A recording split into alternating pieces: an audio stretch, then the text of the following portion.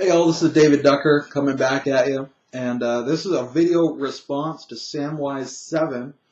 I think it was him, he did a video, tell me about your campaign cosmology, the history of the mythology of your world. So that sounds like a great idea, so I'm going to respond. So in my setting, my standard generic default fantasy setting, we start off with like Greek mythology, the primal chaos. But unlike Greek mythology, this chaos is inhabited by the elder gods, the forgotten spawn of nameless, shapeless, blind, idiot deities, very much like a Cthulhu mythos, the far realms, if you will. And out of this primal chaos, of course, come the deities, whichever deities you're using. You can use Greek, you can use Norse, Egyptian, you can use a Christian deities. I find that quite enjoyable. But whatever force represents this primal kind of idea of order and goodness. And they come out of that, and they create the world and all of its animals, plants, the people, the mountains, the seas, the skies. So the deities create the world at that point. Now I love to have, in addition to the gods and their servants, I always plug angels in as their servants. So I very much do not mind Ra being served by angels, or having Zeus being served by angels, because angels are so much fun. I have to file the Christian serial numbers off to keep from offending anyone, but I still love to use them. And I also love to use devils and demons and daemons or fiends, whatever you want to call them. It's all the same to me. So the way I incorporate them is that chaos is fighting back against the gods, trying to destroy this order that they've created. So some of the angels are tasked with battling back, being the warriors of virtue and order against the primal chaos, the Qlipoths and the elder gods.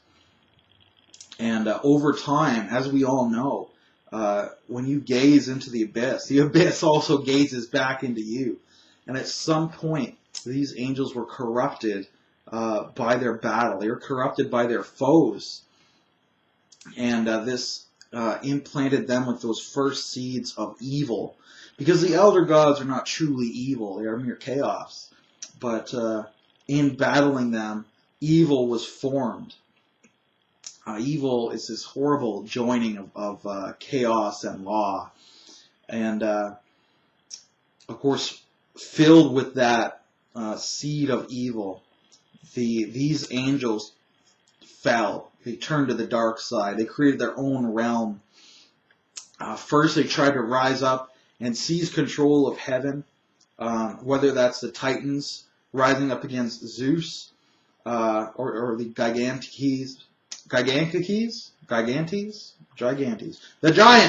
the giants rising up against Zeus, or the Jotun against Odin, or Set and the servants of Apep against Ra, or Lucifer rising up against God.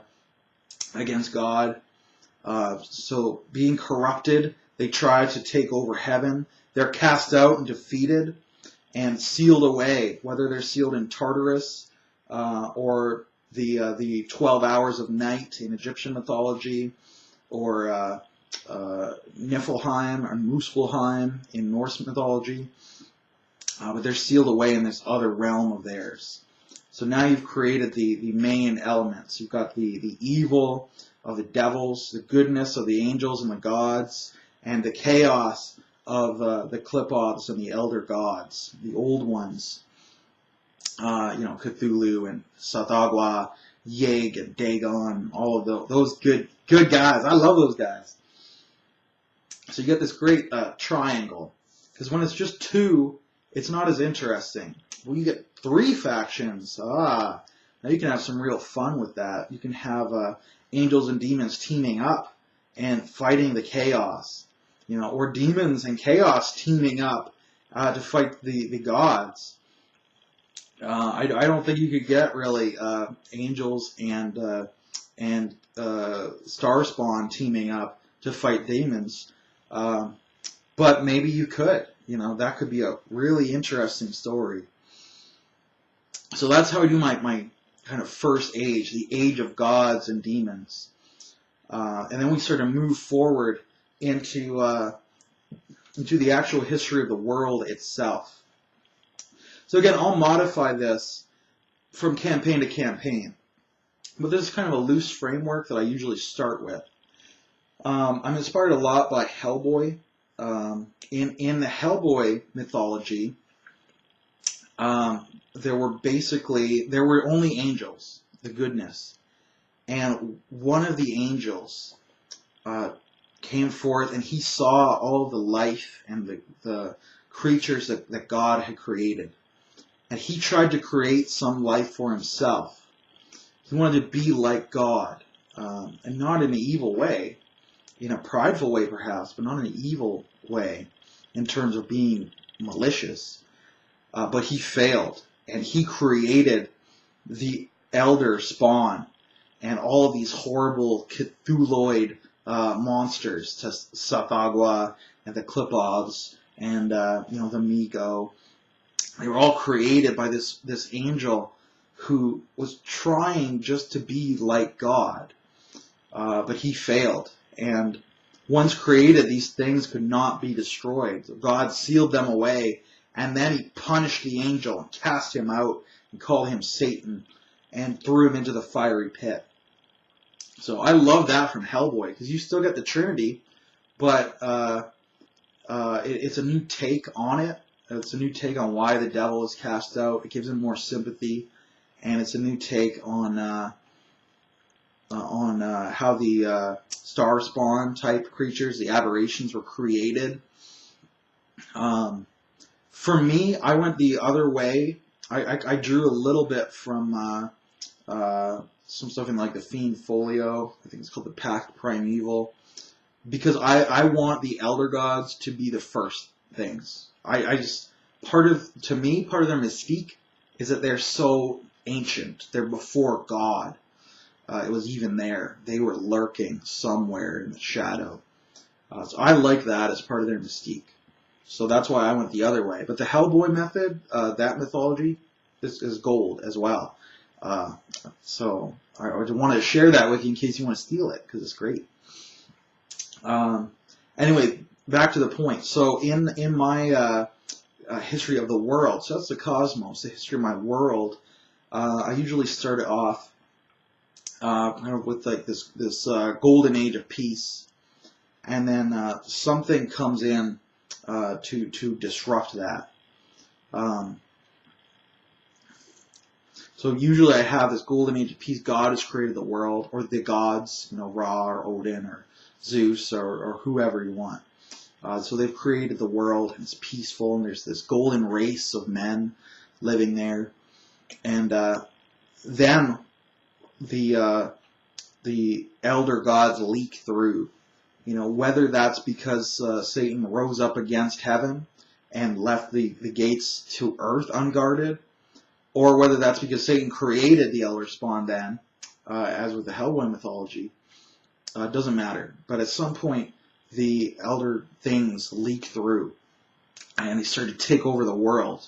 So the Migo and the Deep Ones, the elder things, the great race of Yip, they start to enslave humanity and beat them down, and the gods have to come in and create something new to stop them, to put them in their place. So they create dragons, and the dragons scour the earth of these elder spawn, the Aboleths and the Illithids, the Grell, the Neogi. They're all burned under dragon fire. But the dragons were corrupted by the devil, because they were the last thing created by the gods, and they were created after the devil had turned bad, after he went from Lucifer and changed his name to something else. So the devil was able to sneak in there when the gods were creating dragons and just taint them just a little bit, so that they were filled with avarice and hatred and destruction, which was good when the dominant race was Qlippos. But once the dragons scoured the surface, instead of freeing humanity, they enslaved them. So we basically have replaced these hideous eldritch slave masters with these decadent draconic ones. And over time, the dragons start breeding programs. So they create half dragons, which eventually spawn serpentine races like the Yuan-Ti. But they also breed this original golden race of men into different subcastes, and we start to get differentiation between what will become like the elves, the Eldar, the Eladrin, versus the dwarves, the Vergar or Khazad, and then the men and hobbits and ogres.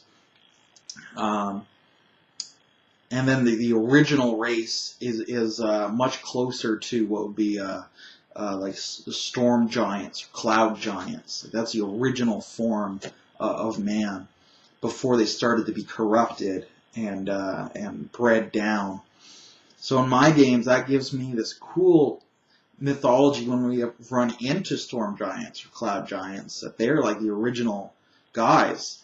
Like they're like titans, and the first children of the gods.